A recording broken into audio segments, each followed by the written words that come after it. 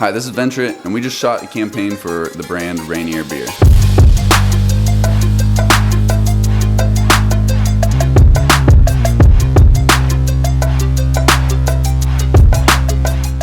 When we were approached, we were given the task to create a lifestyle campaign for their classics merch line that aligns well with the brand. Includes an outdoor activity that kind of fits Rainier Beer. I recently have been attending Seattle Bouldering Project. Every time you're there, it's so easy to meet people. It's got a cool community built around it. So when Rainier came to us with this campaign in mind, I just immediately thought of the rock climbing community. Put together a group, and then they got the locations together. We all meet in Index. I brought 2 big ass Pelican cases, some lighting equipment, a giant pole, and we start hiking to this thing.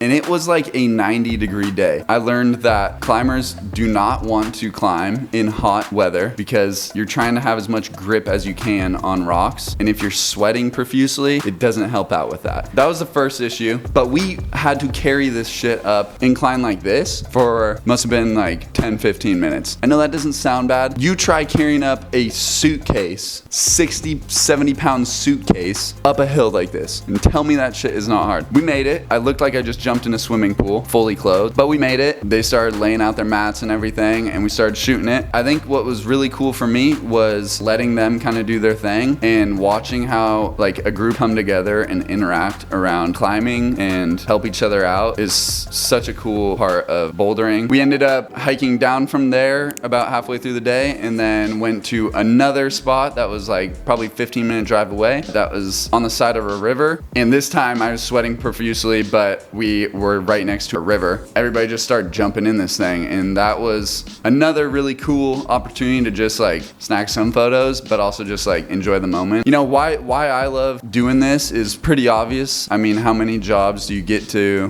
be paid to do that? I love people, and in general, I just love experiencing new things, and this project checked all those boxes. I drove one of the mates up to Index and back. His name's Josh. We hadn't previously met at all, but we laughed our asses off the entire way home. I think if I can do projects like this the rest of my life, meet fun people and laugh a lot, I think I'll live a very, very solid life. As far as taking the picture, we hauled in some equipment, but really we only used one light for this and a tiny, tiny softbox, I think about yay big. And we used a West Scott FJ400, this guy right here. I've been using these strobes for 4 years probably. They're not pro photo. They're actually probably a fourth of the price. Maybe a third. It's a flash, dude. Like, it rips. I love the thing. I don't know what shooting on pro photos like. I'm sure it's, you know, nice. But yeah, these work for me. Dude, I shot 6 years without any flash. So it's all good, man. You know, I'm just showing the gear so you know what I rock, but it really doesn't matter at the end of the day. So, you know, do your thing. But we rocked that. I just had a mate holding that, so we didn't bring up pole systems. We're in like rocky environments, so just had a mate hold the light. Shout out Yodam. This was like at the very end of the shoot. We were losing a lot of light. I boosted ISO. As far as posing goes, I just wanted to get more standard clothing looking photos where there's usually just a person standing like kind of stationary, but I wanted to incorporate bouldering gear, so I had people holding like their shoes, their climbing shoes, or a chalk bag in the photo as well. So not a whole lot of like crazy direction on that. I don't know, I don't usually look at photos too much in the moment shooting just because I'm in the moment shooting. Initial first thoughts when I popped on and gave a look through these photos was, this is dark. The photo wasn't exposed like enough, but the beauty of digital photography is you can do a lot of that stuff in post. Other than being too dark, I also felt like there was a lot of open space. I love simplicity in images, but if it's like so much open space, you're not using your frame, you know? So I love like open space when it's intentional and not taking up 90% of your image. And then grain. Since I had boosted the ISO and I lost a lot of image quality through noise, I love using grain when it's controlled. The difference here is an image is noisy. You'll see discoloration and pixelation. You have less control over colors. When it's grain, you add that on after, right? So you're not really affecting any of the data that's tied to that image out the gate. That's why you have more control. Here's how we turned it from this to this. A little Lightroom walkthrough, if you will. We dodged and burned the hell out of this image. Like I said, there's so much open space that I felt I needed to bring back a lot of the rock that was hidden in the shadows. To why, like, if you look here, as we're increasing exposure, the noise is getting insane, and you know, you kind of lose your image at that point. However, I don't know if you've noticed Lightroom's new Denoise feature, but this thing is kick-ass. We adjusted our exposure to what we wanted, dodge and burned here and there a little bit in Lightroom, and then hit it with the Denoise, and look at what we got from that. The last thing I'm focused on was white balance on this one. I will say white balance took me the longest time to actually get good at, and why that is it takes your eyes time to see slight color changes and understand where white balance should be. It's not something that's easily teachable. It just comes from repetition, editing a lot of photos. But we adjusted the white balance a little bit because I felt the rocks at this time, and it might have been also because camera's trying to compensate for light, turned them a little pink, so I brought that back down.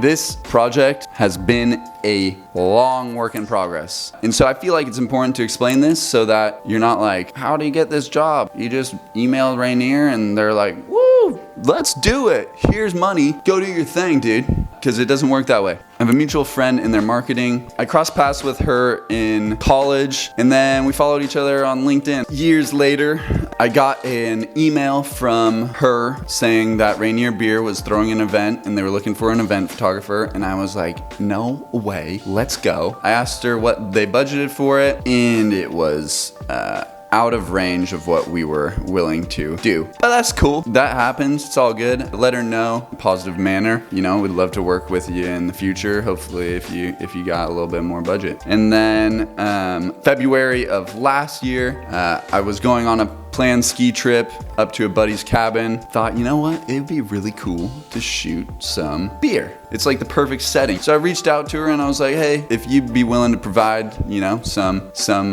bevies, then we'd be happy to return you some free content and whatnot. And she was like stoked about it, which is cool. I think she sent up like 8 racks with us to weekend skiing, and I brought up my gear and I shot what I wanted, and I was really passionate about what I shot.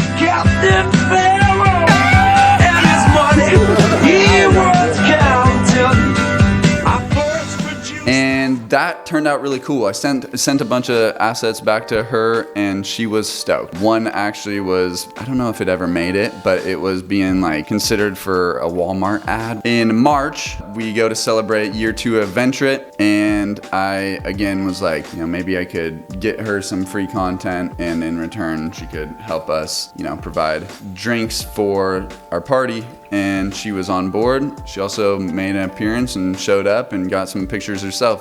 Fuck a pigeonhole, I'm a night owl, it's a different mode. I'ma have to make a paint of 6 on a pinky. I love building the business, but I also more so love like developing relationships through the business. I always love when clients become friends, which is how it should be. Go a few more months and she hits us with our first, we got work for you, buddy. Yeah, the rest is kind of history, dude. I want to discuss timeline of all the things I just brought up and show you because it's pretty interesting. In 2018, 2019, I crossed paths with this connect at WSU. In 2020, I added this connect to LinkedIn. Fast forward a couple years, Rainier reaches out to Ventrait regarding their event that they didn't have enough budget to hire us, which was fine. Fast forward in 2023, February this year, we reached out talking about going on a ski trip, and fast forward to September 2023, we got Boulder Fresh.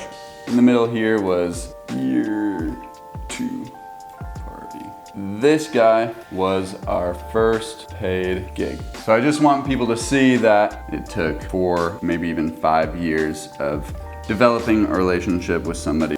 I also want to mention that throughout my entire time knowing this connection, I never once tried to sell her on anything. I just had faith that if I provide good work, then down the line, it will sell itself. And I think this is overlooked a lot. Not everything has to be a hard sell. I'm not a good salesman myself, but I do produce good work and that should sell itself on some level. Obviously, I'm working on getting better at sales, okay? So here's how you can get jobs like this. Start treating your current relationships better. Start treating your current relationships with as much care as possible. Ask more questions to people. Genuinely just be interested in others more. You'll develop stronger relationships and people will want to speak to you more. Give before taking. Like I mentioned, I provided Rainier Beer with free content before we ever got offered to do this lifestyle campaign. And if you are able to provide a service for free, you will receive later. Stay engaged with your connections, but not too engaged. I wasn't ever like bombarding Rainier Beer with emails, being like,